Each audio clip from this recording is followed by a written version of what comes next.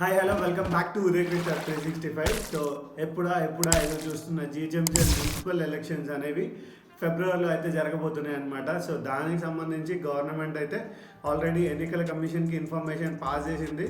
ఎన్నికల కమిషన్ జనవరిలో ఏదైతే ఓటర్ లిస్ట్ ఉందో దాన్ని చెక్ చేసి ఏవైనా సవరణలు ఉన్నాయో అవన్నీ చేస్తారనమాట. So once voter list finalize అయిపోయింది అంటే దెన్ ఆ తర్వాత ఫిబ్రవరిలో ఎలక్షన్స్ ఉంటాయి. ఎందుకు అంటే ఆ తర్వాత పిల్లలకి ఎగ్జామ్స్ ఉంటాయి, తర్వాత హాలిడేస్ ఉంటాయి. సో వీటన్నిటి వల్ల ముందే కండక్ట్ చేద్దామని ఫిక్స్ అయినారు.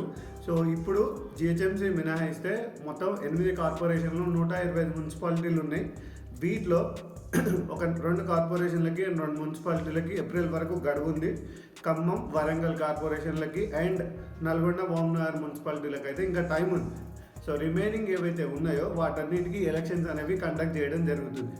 మరి ఈ ఎలక్షన్స్లో ఏ పార్టీ గెలుస్తుందని మీరు అనుకుంటున్నారో కామెంట్ సెక్షన్లో తెలియజేయండి.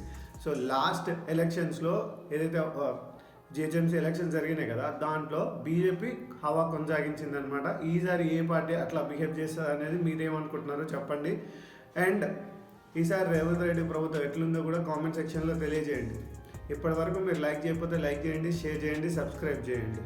ఇంకొక ముచ్చట ఏంటంటే 2780 కోట్ల ఫండ్ అయితే గవర్నమెంట్ అక్టోబర్లో రిలీజ్ చేసింది. దీంట్లో 15 crores ఏదైతే కొత్తగా ఏర్పడిన మున్సిపాలిటీస్ ఉన్నాయో వాటికి అలకేట్ చేసింది. 20 crores నగర పంచాయతీలు మున్సిపాలిటీలో కలిసినాయి కదా వాటికి అలకేట్ చేసింది. 30 crores కార్పొరేషన్కి అలకేట్ చేసింది అనమాట. Please like, share and subscribe Uday Krishna 365. Thank you so much. I need your support.